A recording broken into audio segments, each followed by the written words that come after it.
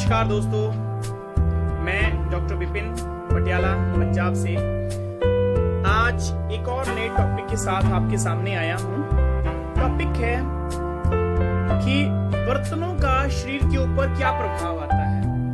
बर्तन कितना इम्पोर्टेंट है खाना बनाने के लिए, खाने के लिए, परोसने के लिए, किसी भी तरह का इस्तेमाल करने के लिए।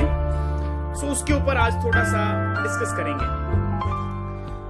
डिसाइड आपने करना है, मैं सिर्फ आपको बताऊंगा कि क्या प्रभाव है इन चीजों के। जो आपको उचित लगे आप उसके साथ गो थ्रू कर सकते हैं। सबसे पहली बात, अगर आज से हम 20-30 साल पहले, 40 साल पहले चले जाएं तो हमारे घरों पे मैक्सिमम जो बर्तन थे वो सारे के सारे तांबे के, पित्तल के थे मैक्सिमम, या मिट्टी के बर्तन थे। लेकिन समय के साथ, जिसको हम विकास कह रहे हैं, जो कि विकास नहीं विनाश हो रहा है, समय के साथ क्या हुआ कि हमने अपने बर्तन को बदल लिया।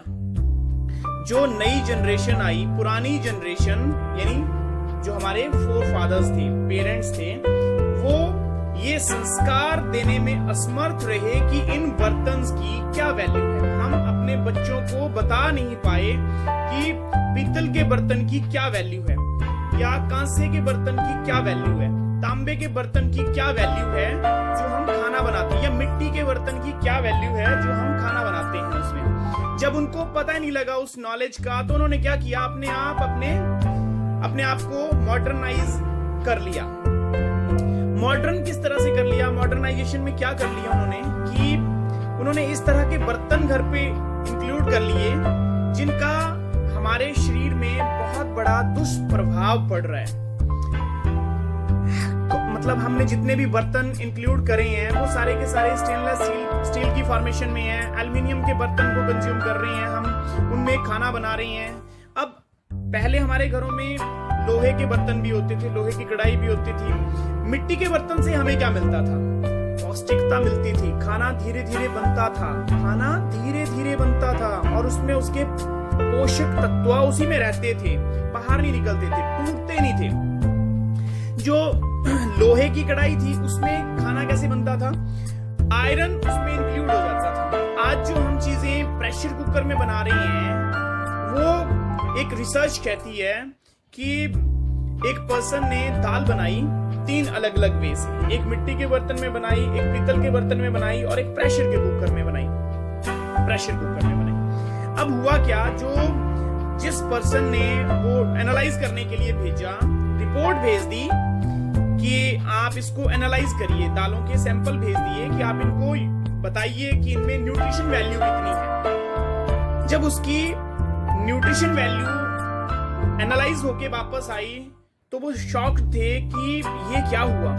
जो प्रेशर कुकर में बनी हुई दाल थी, 3 अलग अलग सैंपल थे, तो उसका जो रिजल्ट आया वो था 3 से 7% न्यूट्रिशन वैल्यू आउट ऑफ 100%। अब आप गौर करना कि जो प्रेशर कुकर में दाल सब्जी बन रही है, कुछ भी बन रहा है, उसमें पोषक तत्वों की जो वैल्यू है दैट इज 3% से 7%, 100% में से। जो पीतल का बर्तन था उसके बीच में जो दाल बनाई गई थी उसकी न्यूट्रिशन वैल्यू थी 83% से लेके 87%। बात को फॉलो करना, आउट ऑफ 100% उसमें न्यूट्रिशन वैल्यू थी 83% से लेके 87%। और जो न्यूट्रिशन वैल्यू मिट्टी के बर्तन में पाई गई दैट इज आल्सो शॉकिंग। उसमें जो न्यूट्रिशन वैल्यू थी 93% से लेके 97%। अब थोड़ा सा अपने जहन में चीजें घुमाइए कि हम क्या कर रहे हैं। मैक्सिमम घरों में खाना किस तरीके से बन रहा है?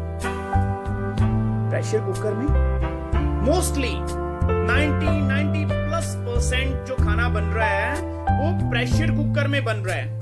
और मिट्टी के बर्तन मेरे हिसाब से नेग्लिजिबल, मतलब 1% 2% लोगों के घरों में होंगे।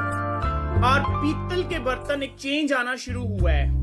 तो पीतल के बर्तन अब कुछ घरों में दोबारा से लाए जा रहे हैं। नियर अबाउट 3% से लेके 7, 8, 10% तक मान लेते हैं कि जिनके घरों में पीतल के बर्तन होंगे जिनमें खाना पक रहा है, बन के परोसा जा रहा है, कुछ भी है, ये चीजें अब हम कैसे यूटिलाइज करेंगे, कैसे सोचेंगे इस चीज को, कैसे बताएंगे हमारी एसेट क्या है, हम क्यों कमा रहे हैं बच्चों के लिए। अगर मैं बात कर रहा हूं कि मिट्टी के बर्तन में खा के उनकी सेहत अच्छी हो रही थी, या पीतल के बर्तन में खाना बना के जब हम उनको परोस रहे थे बच्चों को तो उनकी सेहत अच्छी हो रही थी, लेकिन जब हम प्रेशर कुकर में बना के उनको परोस रहे हैं तो क्या उनकी जाने अनजाने में सेहत अच्छी हो रही है या बिगड़ रही है? क्वेश्चन का आंसर आपके ऊपर है, आपने जो डिसाइड करना हो वो करना, लेकिन बात को फॉलो करना कि जो एसेट है हमारी वो बच्चे हैं, बच्चों के लिए कमा रहे हैं, लेकिन अगर बच्चे ही हॉस्पिटलाइज होंगे तो हमारे हाथ में क्या रह जाएगा? क्योंकि हम उनको न्यूट्रिशन वैल्यू नहीं दे रहे, नहीं है, शरीर थका थका रहता है, रोटी खाने के बावजूद भी ऐसा लगता है कि रोटी खाई नहीं है, थकावट सी फील हो रही है, शरीर रोटी खाते खाते भी कई लोग ऐसे फील कर रहे हैं कि जी थकावट फील हो रही है। क्यों फील हो रही है? जो खाना खा रहे हैं आप उसमें nutrition value nil, approximate to nil. पहले हम लोहे की कढ़ाई में खाना बनाते थे, उसमें आयरन मिलता था कि आपका आयरन पूरा हो रहा है। आज जो नई पीढ़ी आई है, नई जनरेशन आई, उन्होंने सबसे पहले घरों से पीतल के बर्तन निकाले, पीतल की थालियां, पीतल की परात जिसमें हम आटा गूंथते थे, या पीतल के बर्तन जिनमें हम पानी रखते थे, या पीतल के बर्तन जिनमें हम सब्जी तैयार करते थे। एक भाई आता था कलई करने के लिए, गलियों गलियों में आता था, धीरे धीरे वो भी खत्म हो गया सारा। क्यों? क्योंकि उनका बिजनेस खत्म हो गया, वो गलियों में आने बंद हो गया। अब शहर में एक आधा पर्सन रहता है जिसके पास कलई होती है। कलई अच्छी थी सेहत के लिए। डिसाइड आपने करना है, आपने क्या करना है। बर्तनों का शरीर के ऊपर बहुत बड़ा महत्व है। आप जितना जल्दी समझेंगे उतना जल्दी आप शरीर को रिकवर करना शुरू कर देंगे। अगर आप नहीं फॉलो करेंगे तो रिजल्ट इसके बहुत विनाशकारी होंगे।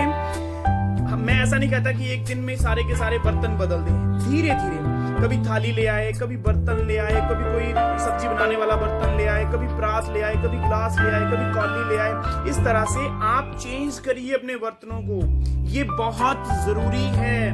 बर्तन हमारी नीड है। बर्तनों से जो खाना तैयार हो रहा था वो न्यूट्रिशन वैल्यू के साथ आ रहा था, पोषक तत्वों के साथ आ रहा था। अब हम पोषक तत्वों को तोड़ के खा रहे हैं जिनकी वैल्यू ही अप्रोक्सीमेट टू निल है।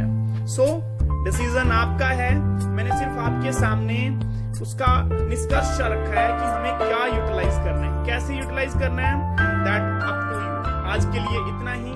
अगर अभी तक आपने मेरा चैनल सब्सक्राइब नहीं किया है तो चैनल सब्सक्राइब कर लें, और उसके साथ में एक घंटी बनी हुई है, बेल आइकन है, उसको भी दबा दें, ताकि आपको जल्दी से जल्दी जैसे कोई वीडियो तैयार होती है, वीडियो आती है तो सबसे पहले आपके पास पहुंचे। आज के लिए इतना ही। जय श्री राम, जय हिंद।